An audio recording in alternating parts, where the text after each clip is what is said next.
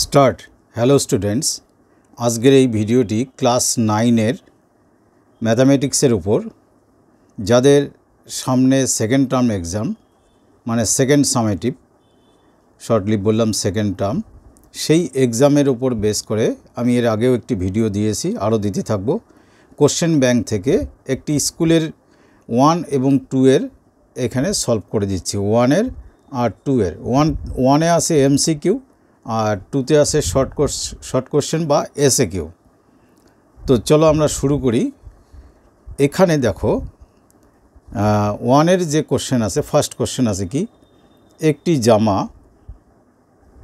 360 टाकाय बिक्री कराय 10% क्षति हलो এই সংখ্যাগুলোকে মার্ক করবে তাহলে জামাটির ক্রয় মূল্য মানে ওই শার্টের ক্রয় মূল্য 380 400 মানে এরকম চারটা অপশন আছে যে অপশনটি ঠিক হবে সলভ করে বলতে হবে এইভাবে সেকেন্ড কোশ্চেন আছে এই কোশ্চেনটি খুবই আসে পরীক্ষায় 3,0 বা -3,0 এবং 0,3 এই তিনটে বিন্দু লেখচিত্রের উপর যে ত্রিভুজ তৈরি করবে সেটি কি ধরনের ত্রিভুজ সমবাহু সমদ্বিবাহু বিষমবাহু না সমকোণী সমদ্বিবাহু তো এইভাবে এখানে চারটা কোশ্চেন আছে তো এবার এমসিকিউ সলভ করার মেথডটা তো আমি আগে বলেছি যে তোমরা পেজটাকে যেখানে ফার্স্ট পেজেই এমসিকিউ সলভ করবে পেজটাকে এরকম বক্স করে ভাগ করবে যার এই প্রান্তে থাকবে 30% আর এই ডান দিকের পার্টে থাকবে 70% মোটামুটি একটা গেস করে নেবে নিয়ে বাঁ দিকের পার্টে লিখবে আনসারস মানে যা উত্তরগুলো শুধু উত্তর লিখবে ডান দিকে রাফ বা ক্যালকুলেশন বা বাংলায় লিখতে পারো রাফ কোনো অসুবিধা নেই তো এবার শুরু করতে হবে প্রথম কোশ্চেনের আমি আবার বই থেকেই পড়ছি কারণ এখানে তো আর দেখা যাচ্ছে না একটি জামা 360 টাকায় বিক্রি করায় তা তোমরা জিজ্ঞেস করেছে জামাটির ক্রয় মূল্য কত খুব সংক্ষেপে লিখবে এমসিকিউ খুব শর্টই করতে হয় খুব সংক্ষেপে লিখবে ক্রয় মূল্যটা যদি তোমরা x টাকা ধরো তাহলে অতএব একবারেই এটিকিউ তাহলে ক্রয় মূল্যের উপর 10% 360 টাকায় বিক্রয় করে 10% ক্ষতি হলো তাহলে ক্ষতি কতটা হলো সব সময় ক্ষতি বা লাভ ক্রয় মূল্যের উপর হয় তাহলে 10% মানে x * 10/100 এত টাকা শূন্য শূন্য কাটলো তার মানে x/10 টাকা ক্ষতি হলো এখন একটা জিনিস চিন্তা করো 360 টাকায় জামাটা বিক্রয় করলাম করে এত টাকা ক্ষতি হয়েছে অন্যভাবে ভাবো তোমাদের বোঝানোর জন্য এত কথা লিখছি সেটা কি ধরো তুমি 100 টাকায় একটা জামা বিক্রি করেছো করে বুঝলে যে 10 টাকা তোমার ক্ষতি হয়েছে তাহলে জামাটির বিক্রয় মূল্য 100 টাকা ক্ষতি হয়েছে 10 টাকা আর কেনা যদি থাকে x টাকায় তাহলে x - 10 করাতে এই দামে বিক্রয় করা হয়েছে তার মানে এখানে সমীকরণটা আমাদের কি হবে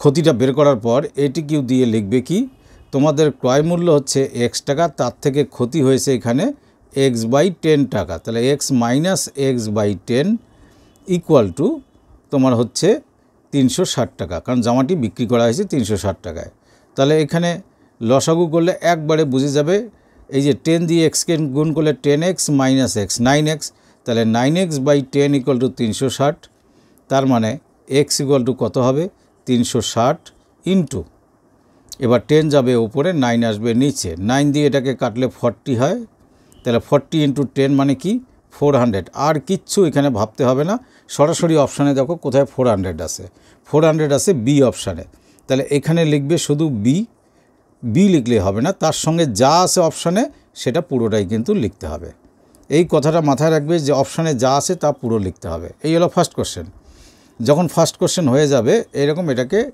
আলাদা সেপারেট করে দেবে সেপারেট করার পর লিখবে 1 এর রোমান 2 1 এর রোমান 2 তে কোশ্চেন আছে দেখো যে 3,0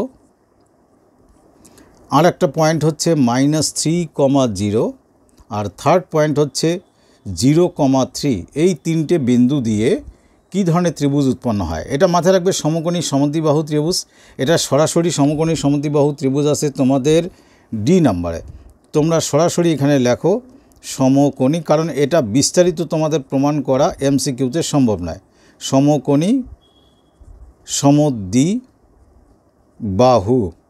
এই পর্যন্ত বাহু ত্রিভুজও বলেনি যদি বইয়ে বলা না থাকে বাস এইটুকুই লিখবে এটাই হলো উত্তর কিন্তু আমি তোমাদের বোঝানোর জন্য বলছি কি করে বুঝবে এটা সমকোণী সমদ্বিবাহু তোমরা এইটুকু এখানে একেও দিতে পারো ধরো এটা তোমাদের y অক্ষ এটা ধরো তোমাদের x অক্ষ তো এটা কি 0।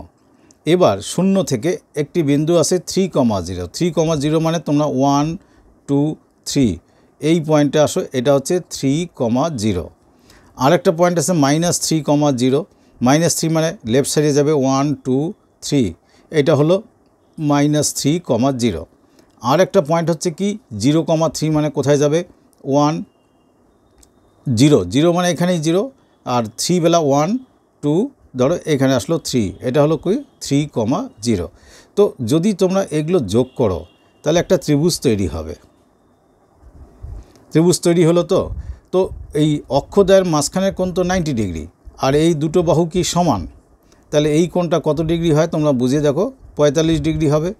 যদি কোনো ত্রিভুজের একটি কোণ সমকোণ হয় আর তার সংলগ্ন এই বাহু দুটি সমান, কারণ এখানে 3 ঘর এখানেও 3 ঘর, তাহলে এটা 45, সেই হিসাবে এই কোণটিও 45, সেই হিসাবে এখানেও 45 এখানেও 45। তো এই দুটো কোণ যদি আমি যোগ করি তাহলে কত হলো 90।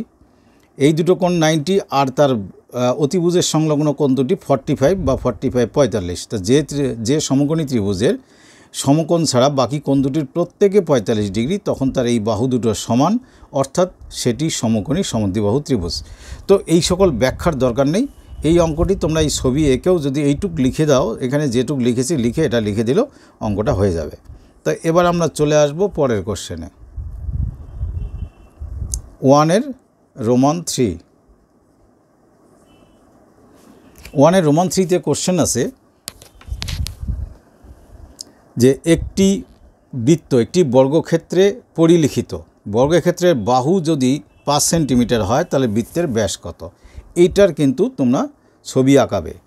একটি আরেকবার দেখি কোশ্চেনটা, যে একটি বৃত্ত একটি বর্গক্ষেত্রে পরিলিখিত মানে বর্গক্ষেত্রের বাইরে দিয়ে কিন্তু বৃত্তটা আছে। তো তোমরা ধরো এই বৃত্তটা আঁকালে, আর এর ভিতরে মোটামুটি বর্গক্ষেত্র করার চেষ্টা করবে।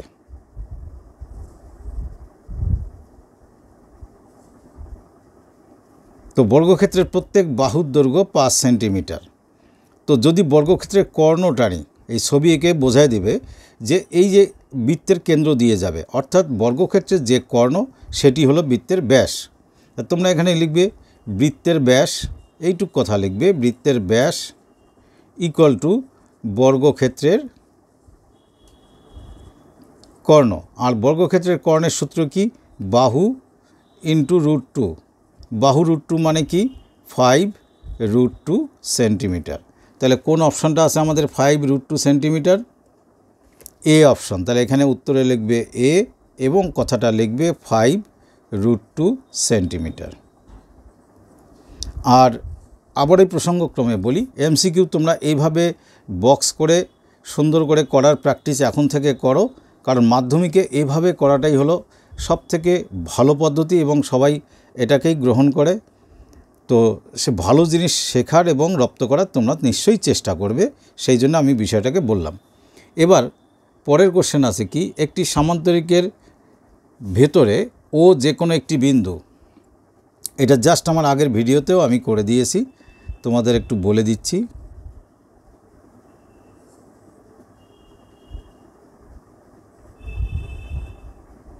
মোটামুটি এটা সামান্তরিক ধরে নাও, তার ভিতরে এ ও বি, এখানে নাম দিলাম এ বি সি ডি, এর অভ্যন্তরে যে কোনো জায়গায় একটি বিন্দু ও।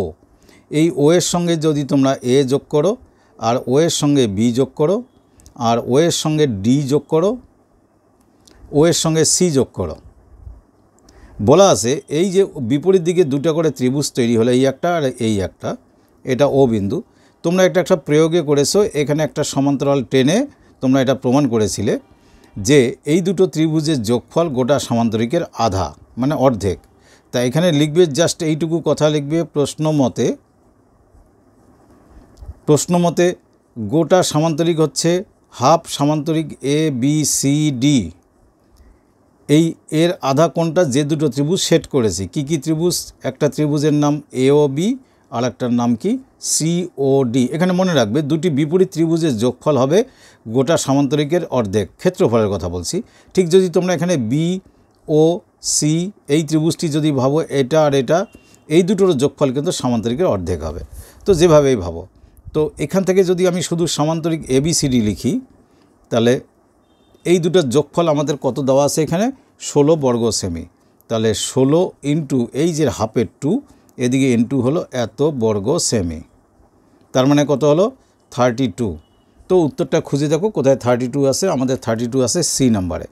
তাহলে এখানে তোমরা লিখে দাও 32 বর্গ সেমি। আবারও বলছি MCQ এর অপশানে যেটুকু ভাষা থাকবে পুরো ভাষাটা লিখবে, সংক্ষেপে লিখবে না। এখন থেকে এগুলো প্র্যাকটিস করবে। তাহলে আমাদের এটা হয়ে গেল, যতগুলো MCQ আছে হয়ে গেল, এটা মার্ক করে দিলাম। তো এবার বাকি অংশ আমি এখান থেকে শুরু করছি। 2 নম্বর 2-এর 1 তোমরা কোশ্চেন দেখে নেবে। কোশ্চেনে আছে কীরকম, যে রমা 660 টাকায়, আমি লিখে বোঝাচ্ছি, 660 টাকায় একটি শাড়ি বিক্রি করলো। শাড়ি বিক্রি করে রমার যত টাকা লাভ হলো, এখানে একটা তার কিছু লাভ হয়েছে।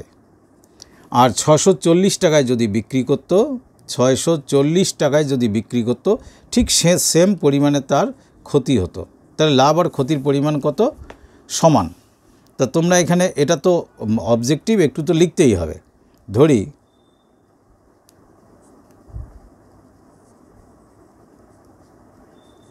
লাভ বা লাভের পরিমাণ ইকুয়াল টু ক্ষতির পরিমাণ। বলা তো আছে যে লাভ আর ক্ষতি কী হয়? সমান হয়।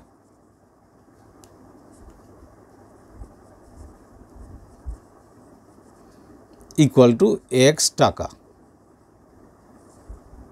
তার মানে দেয়ারফর ATQ আমার 660 টাকায় বিক্রি করলে যে লাভ হয়, সেখান থেকে যদি লাভের পরিমাণ আমি মাইনাস করি তাহলে কি পাবো? ক্রয় মূল্য। আবার যে ক্ষতি হয়েছে 640 টাকায়, তাহলে 640 টাকায় যদি আমি বিক্রি করে যেটা ক্ষতি হয়েছে সেই এক্সটা যদি যোগ করে দেই, তাহলে এটাও আসবে ক্রয় মূল্য, এটাও আসবে ক্রয় মূল্য। তাহলে সমীকরণ ঠিক লিখেছি। এবার চিন্তা করো তোমরা, 660-এর পাশে 640 নিয়ে আসো। তো এই দিকের এক্স যখন ওই দিকে যাবে কত হবে? 2x। আমি এই এক্সকে ওই দিকে নিলাম কেন? এখানে মাইনাসটা প্লাস হয়ে গেল আর এটাকে এখানে মাইনাস করে আনলাম। 660 থেকে 640 মাইনাস করলে 20 আসে। 20 ইকুয়াল টু 2x। যদি 2 দিয়ে 20কে কারো কত? 10। তার মানে x ইকুয়াল টু কত হলো আমার? 10। এক্স কী ছিল? লাভ বা ক্ষতির পরিমাণ। তো আমাদের কি বের করতে বলছে? তাহলে রমা শাড়িটি কত টাকায় কিনেছিল। আমি বলার সময় বললাম যে এটা হলো কি? ক্রয় মূল্য, অথবা এটা ক্রয় মূল্য। তো যেখানে খুশি সেখানে 10 বসিয়ে দাও, দেখবে উত্তর আসবে। অতএব শাড়িটির ক্রয় মূল্য ইকুয়াল টু 660 যদি ধরি, সেখান থেকে 10 টাকা মাইনাস করতে হবে, এত টাকা ইকুয়াল টু 650 টাকা। এইবার এখানে একটা কথা আছে, অবজেক্টিভ যখন করবে উত্তরটা ঠিকঠাক ভাষায় লিখবে এবং তাকে কিন্তু মার্ক করে দেবে। এবার চলে আসি, এটাকে এখানে সবসময় এরকম অভ্যাস রাখবে, একটা অঙ্ক হয়ে গেলে একটু দাগ টেনে দেবে। তো 2-এর রোমান 2, 2-এর রোমান 2-তে কোশ্চেন আছে ABCD সামান্তরিক। আমি ছবি এঁকে তোমাদের একবারই বোঝাচ্ছি।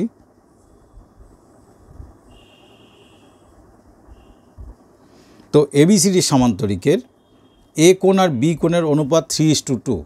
এবার একটা কথা আছে, আমি যদি এখানে A দেই, এখানে যদি B দিই, তাহলে এই কোণটা দেখো ছোট, এই কোণটা বড়, কিন্তু বলা আছে A:B কত আছে? 3:2। সামান্তরিকে সব কোণ বের করতে বলছে, এটা অনেকেরই জানা, তবু আমি বলে দিচ্ছি। তাই ভুল করে এখানে A দেবে না, এখানে B দেবে না। তাহলে দিতে গেলে কি করবে? তোমরা একটা কাজ করো, এখানে A দাও, এখানে B, তাহলে এটা কি হবে? C, এটা কি হবে? D। এবার দেখো এই কোণটা অপেক্ষাকৃত বড়, এটা অপেক্ষাকৃত ছোট। তা লিখবে এখানে যেহেতু A:B ইকুয়াল টু 3:2, অতএব ধরি কোণ A ইকুয়াল টু 3x, তোমরা ডিগ্রি লিখতেও পারো, ডিগ্রি ছাড়াও ধরতে পারো, আর B ইকুয়াল টু ধরলাম আমরা 2x ডিগ্রি। তো সামান্তরিকের দুটি সন্নিহিত কোণ, যে কোনো দুটি পাশাপাশি কোণ, দুটি পাশাপাশি কোণের যোগফল সবসময় 180 ডিগ্রি বা 2 সমকোণ হয়। তার মানে আমি এখানে কি লিখব? 3x degree plus 2x degree equal to 180 degree. তো এই দুটো মিলে কত?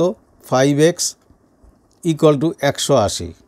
এবার এই দুটোর মধ্যে ডিফারেন্সটা দেখো, আমি যখন ডিগ্রি উঠিয়ে দিলাম তখন কিন্তু বোথ সাইড ডিগ্রি একদম তুলে দিলাম, আর ডিগ্রি রেখেও তোমরা করতে পারো, এখানেও ডিগ্রি রাখলে এখানেও রাখলে অসুবিধা নেই সেক্ষেত্রে, আর ডিগ্রি তুলে দিয়েও করতে পারো সেক্ষেত্রে 180 ডিগ্রি বাই 5, তো 5 দিয়ে এটা কাটলে 36 ডিগ্রি হচ্ছে, তার মানে x degree equal to 36 degree.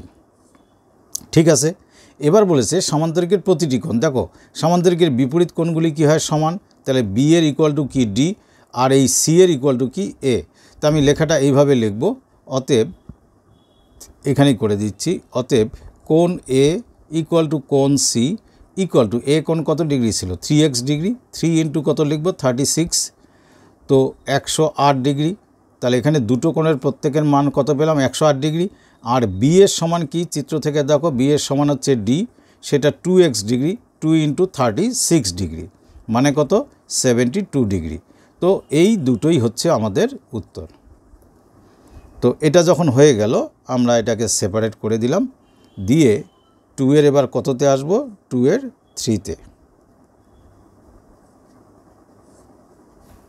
2 এর 3-তে আসে কি, মূল বিন্দু থেকে বলেছে, মূল বিন্দু থেকে, কোশ্চেনটা আমি পড়েই বুঝিয়ে দিচ্ছি, মূল বিন্দু থেকে -4, y এই বিন্দুর দূরত্ব বলছে 5 একক যদি হয় তাহলে y এর মান কত। কোশ্চেনটা আমি পড়ে দিলাম, আর প্রথমে তো ছবিতে দেওয়া আছে, তো তুমি এখানে একবারে লিখবে প্রশ্ন মতে বা এ টি কিউ, মূল বিন্দু থেকে কোনো বিন্দুর দূরত্ব মানে হচ্ছে √, এই যে দুটো মান আছে তার স্কোয়ার, সূত্রতে তোমরা জানো 4 স্কোয়ার প্লাস y স্কোয়ার, এই দূরত্বটা কত একক দেওয়া আছে 5।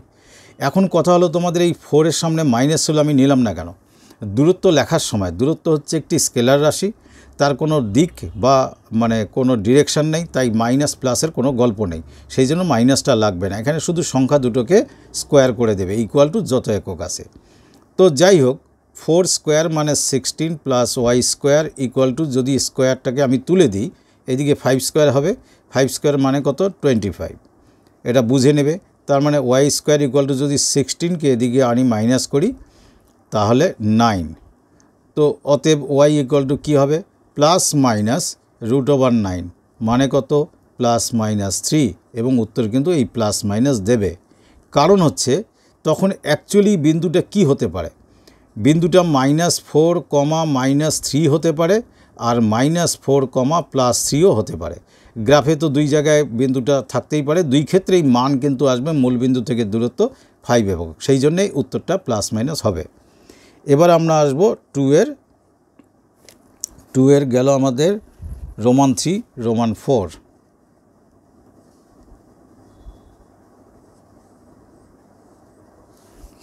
রোমান 4 এর কোশ্চেন হচ্ছে কি, 2 এর রোমান 4, একটি সমবাহু ত্রিভুজের ক্ষেত্রফল আর উচ্চতার সংখ্যমান সমান।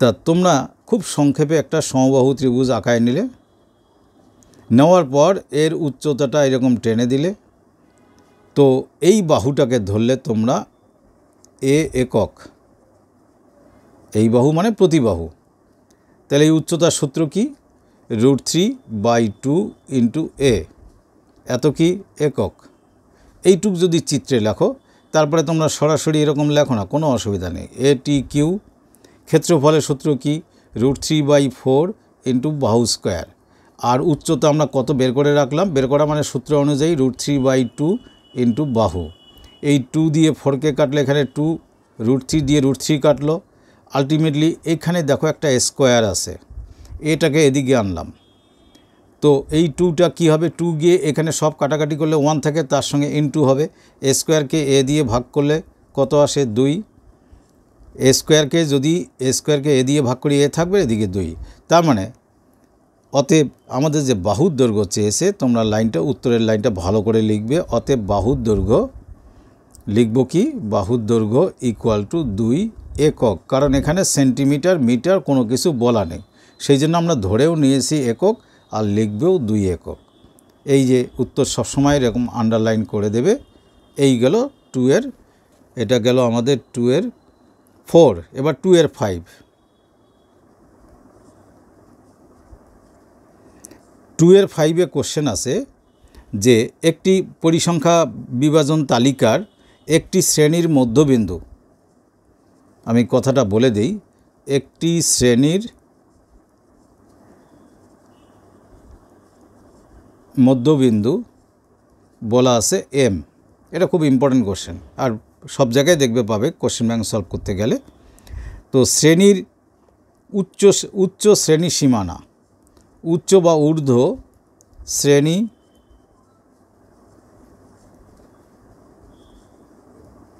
সীমানা ইকুয়াল টু বলা আছে ইউ। তো কোনটা দেওয়া নেই, বের করতে বলেছে কি যে শ্রেণীর নিম্ন সীমানা কত, নিম্ন শ্রেণী সীমানাটা কত। ধরি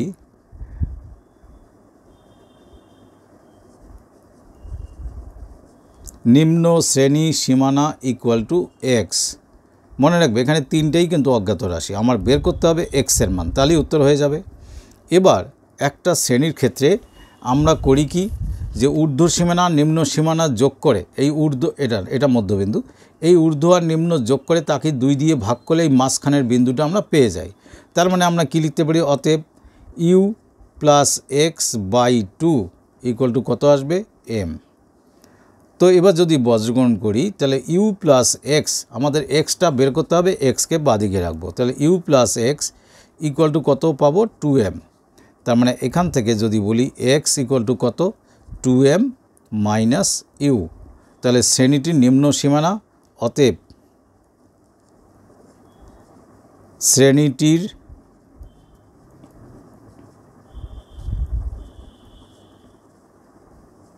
নিম্ন সীমানা equal to 2m minus you.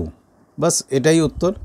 তো এইভাবে অবজেক্টিভ করার ক্ষেত্রে একটা পরামর্শ হচ্ছে, তোমরা সবসময় অবজেক্টিভ হচ্ছে যে কোনো কোশ্চেন ব্যাংক ধরে, তো আমাদের পশ্চিমবঙ্গের রায়মার্টিন বেশি চলে, সেটা নিতে পারো, আরও ভালো ভালো কোশ্চেন ব্যাংক আছে।